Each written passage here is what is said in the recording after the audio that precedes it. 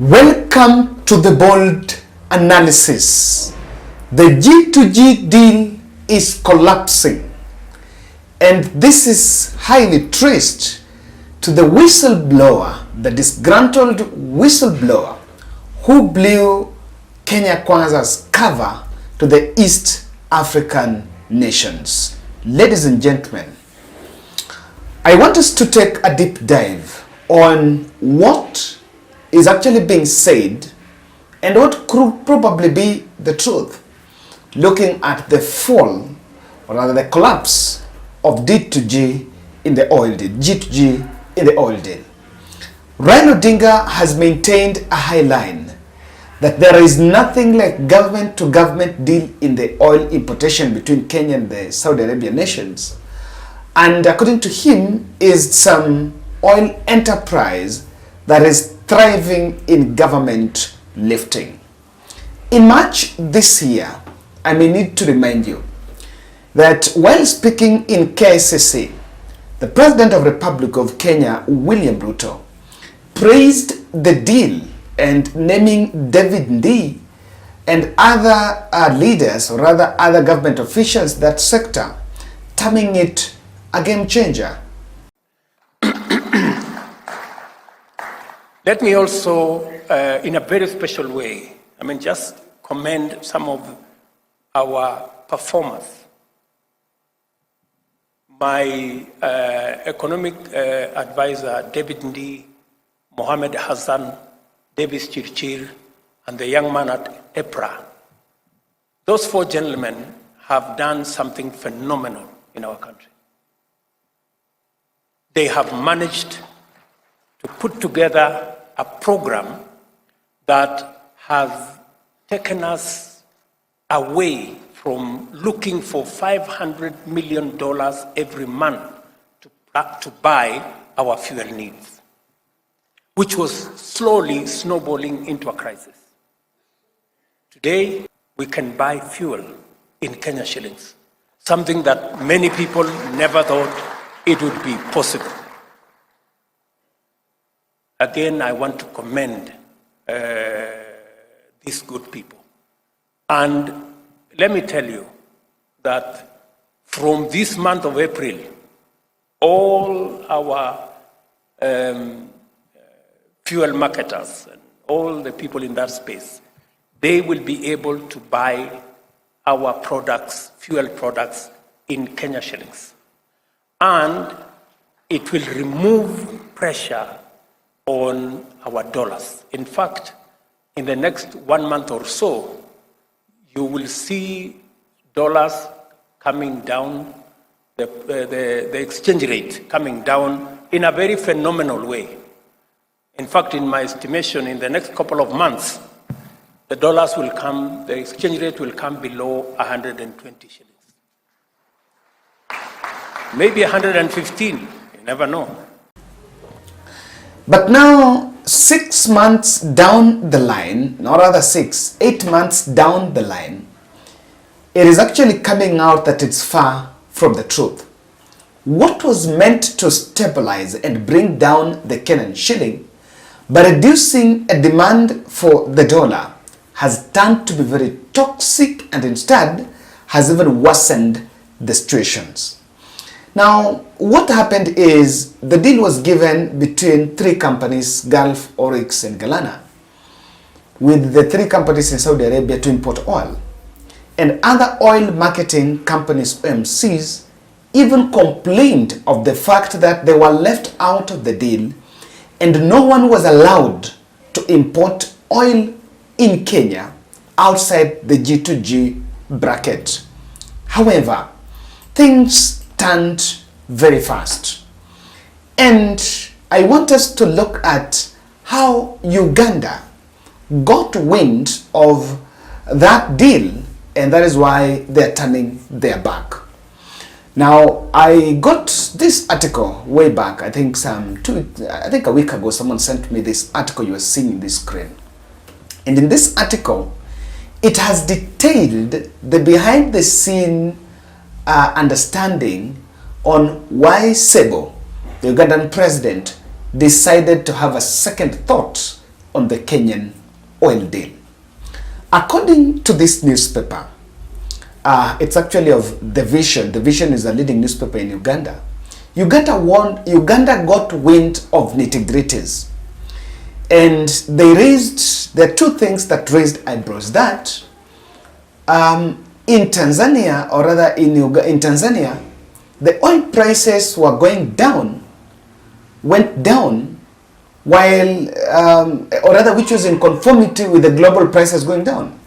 But despite of that, and even other East African countries, the African countries were complaining that the Kenyan oil which they were buying, which the middlemen were buying from the Kenyan authorities, from the Kenyan companies, was actually retailing at a higher price. And Sebo could not understand why a whole country had to buy oil from middlemen. But all that was designed.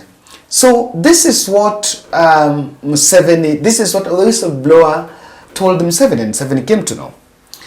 Now, for Kenya to have sealed the G2G deal with Saudi Arabia, remember with the three companies from Saudi Arabia, they had to guarantee justifiable quantity of oil that can be imported. Remember, it was a 6 months credit, that they'll import oil 6 months in credit. So one of the conditions that was on the other end was that Kenya had to guarantee the three Saudi companies that they are going to import a justifiable quantity.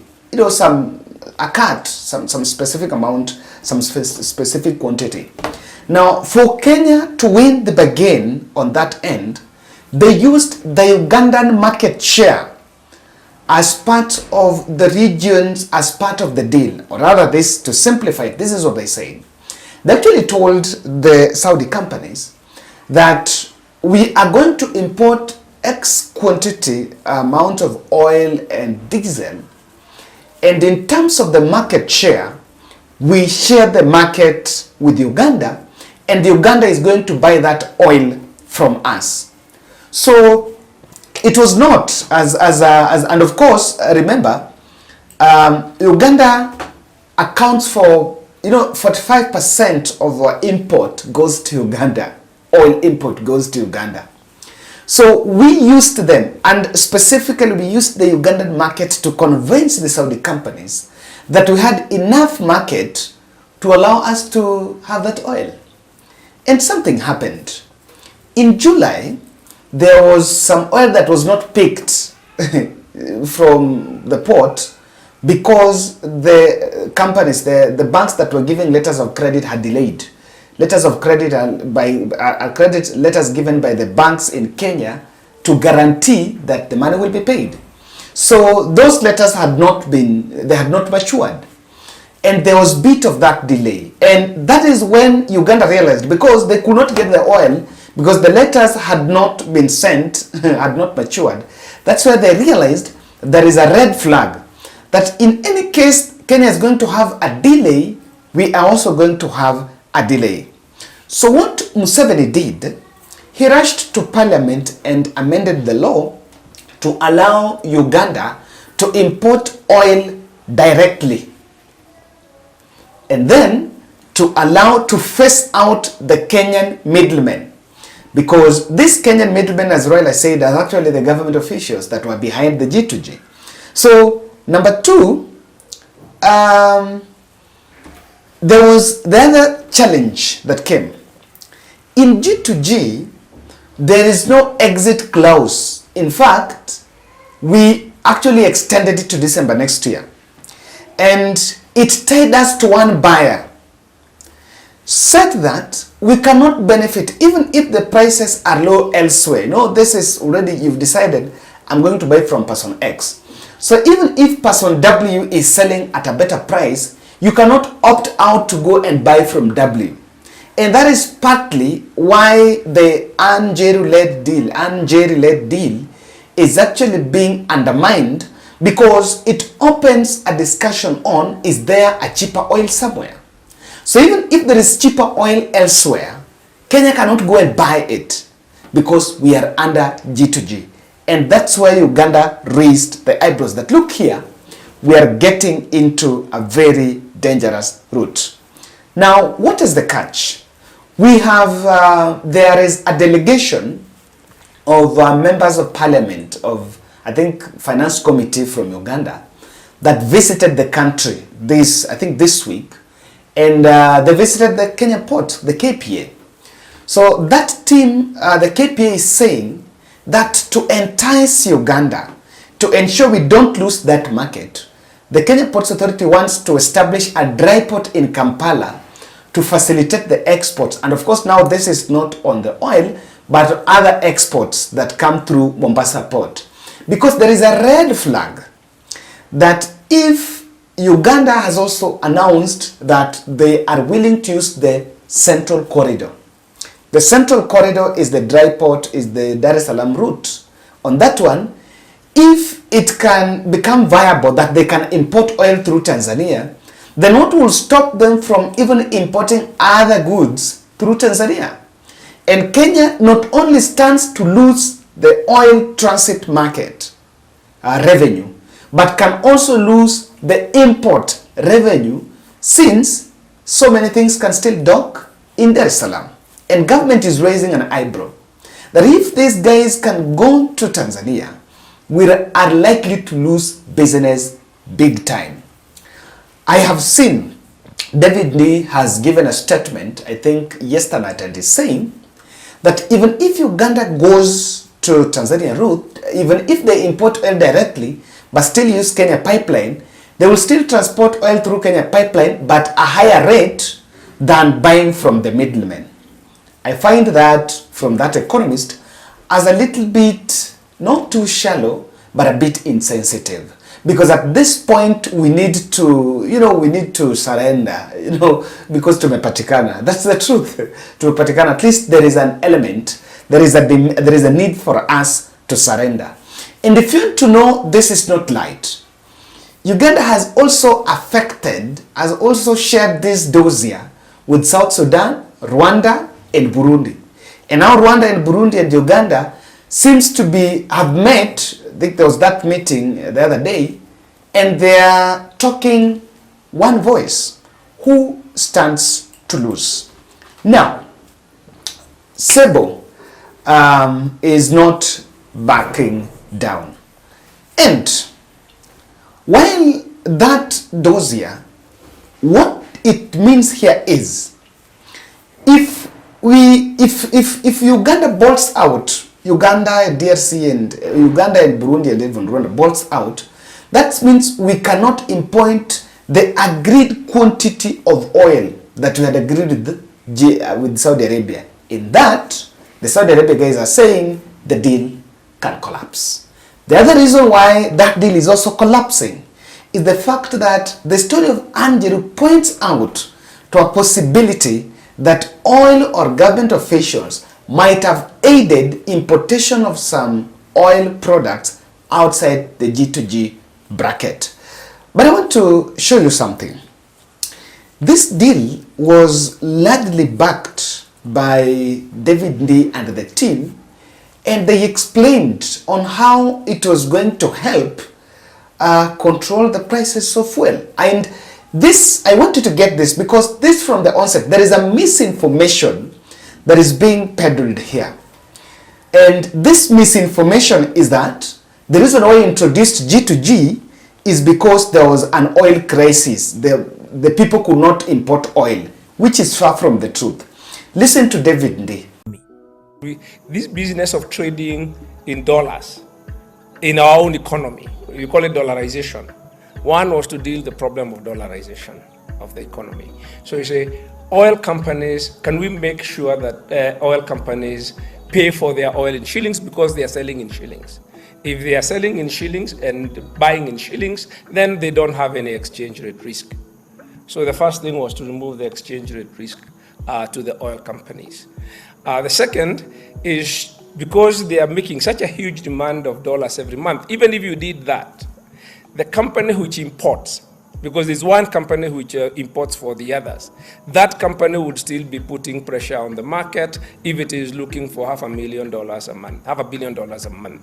So the next thing is to look at, can we buy the oil on credit so that if you're doing this 6 months as we are doing, and then you pay only for 1 month on month 7, there is time for that company to buy dollars slowly, yeah, without putting so much pressure on the market. And you will appreciate that if the market knows that the oil industry is desperate for $500 million today, the market will push up the price.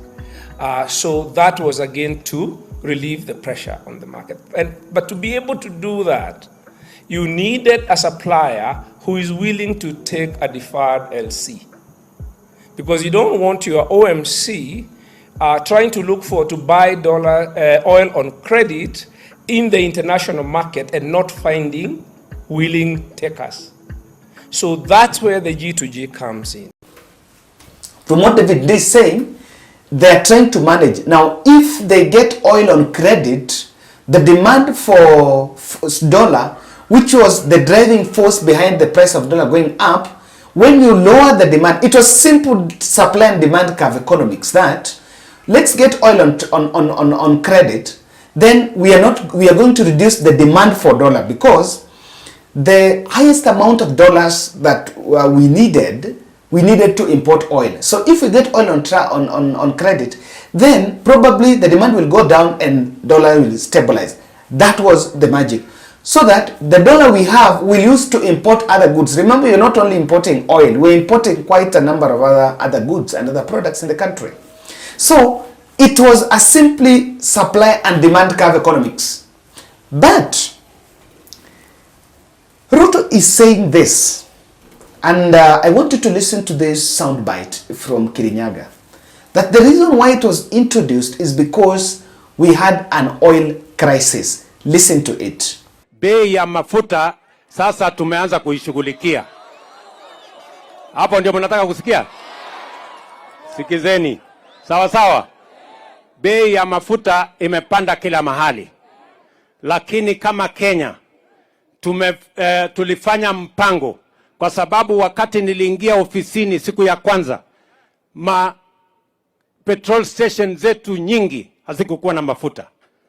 Mulikuwa mnaona watu wanapiga foleni kwa petrol station. Ni kweli ama si kweli? Mafuta ilikuwa imekosekana kwa sababu madola ilikuwa imeshindikana. Mimi nikaenda nikaongea na watu wa Saudi Arabia. Nikaenda nikaongea na watu wa United Arab Emirates. Nikawaambia hii mafuta, kwa sababu mambo ya madola inatuletea matatizo, hii mafuta mtupatie tuuze kwa shilingi ya Kenya, sisi tutatafuta madola, baada ya miezi 6 sisi tutawalipa. Na ndio sababu hiyo leo Kenya tuko na mafuta, kila petrol station haikosi mafuta.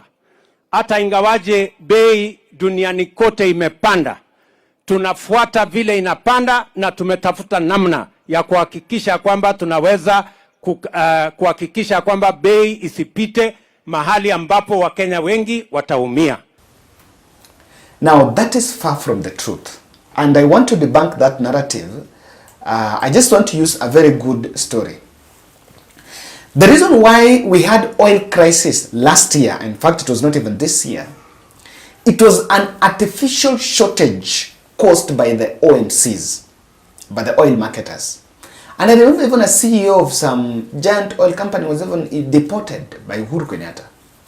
What was happening here is, when Uhuru Kenyatta introduced the subsidy program, the oil marketing companies actually subsidized their price, the oil products. But government owed them the subsidy amount, which was the tune of 13 billion. So because they were actually creating that artificial shortage to push government to pay the subsidy. So this was never about them not able to import oil. No. If there are people that have dollars, they're the ones that have the dollars. But the challenge was that they were creating the crisis to push the government to pay the $16 billion. And, wachata nisiseme, I have a story was done by NTV. Listen to this story. Last year, the Ministry of Petroleum now says that it will settle 13 billion shillings worth of subsidy arrears to oil market retailers by Tuesday this week, in a bid to restore normal supply in the market and address the ongoing shortage which has hit parts of the country. This is according to the Principal Secretary in charge of the State Department for Petroleum, Andrew Kamau, who says that whereas the country has adequate stock of fuel, it is a sudden change in the consumer demand which has triggered the shortage being experienced. It's 13 billion. I suspect it will be paid either on Monday or Tuesday. It's just the normal course of how it's done. Most people never fill their cars to the brim, ordinarily. But now everyone is going and asking for a full tank. And that is what I'm saying. That this story is not packaged as it is. So it is a lie that what pushed it. And you know, what the reason why Kenya Kwanza team are saying this is because they want the public to understand that the G2G was not, apart from it not meeting the objectives of stabilizing the prices and even managing the dollar, it has helped us to have oil or reduce the oil. Of course, we have to give credit that with scrapping of subsidies, the oil prices have gone up. So they are available, but the price is at the top there. We've gotten to it. That's where we are.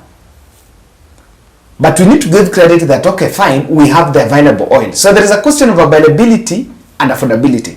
So in G2G, we have achieved availability, but we have missed affordability. Now, what does this show? And I think to Kenya Kwanza, this is what is not being told. The G2G is deemed to collapse, and it is collapsing very fast despite of that extension. If we are not going to beg Uganda, because Uganda also have, you know, the net effect of Uganda withdrawing and using the central corridor which passes through Tanzania is that it's going to be used by Burundi and Rwanda. So we are simply not losing Uganda. We are losing Burundi, Rwanda, and South Sudan. So if we don't go down, lie low, and get a good incentive, and this is what Kenya needs to do. Uganda, not that they hate Kenya, no. They're simply looking for which is the better option. Let's allow them import their oil.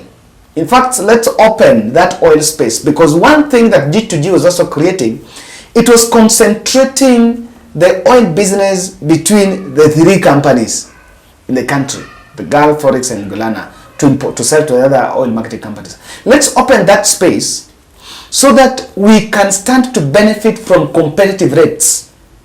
When there are so many other companies that can import, depending on where you can get, and so long as no one is going to sell us hot air, then we stand to benefit from competitive rates. That's number one. Number two, let's allow Uganda to import oil directly. But even if they use the Kenya pipeline, we do not subject them to higher tariffs as a punishment because they've not bought from our middlemen. Someone was even making a joke that we need to get to Museveni and get some incentives to him so that he can accept. Number three, the whistleblower that blew the Ruto's cover is a very big warning, is a very big signal to William Ruto. That maybe from my end, this is clearly someone who was disgruntled by this, probably was part of the decision making, but despite of being put there, he did not get his cut. So if people are making deals left, right, and center, then it's very clear that something is not adding up. Ladies and gentlemen, I want to introduce to you Surmount Office Solutions. Surmount Office Solutions are the best company that you can contact to help fix your photocopy machines and other stationaries that you use in your office. So if your photocopy is broken, you even want to buy a new one, you need office solutions, then reach out to Surmount Office Solutions. You can contact them here. You can contact Dismas here, 07808 41174, 07808 49174. So with that, I can surely tell you that your office solutions are well taken care of. I like supporting young people doing something because, today I was even sharing, today I marked 3 years, is it 3 years or 2 years since the bull was born? Yes, I lost my job this day and I started the bold. So we are bolding. Asanteni.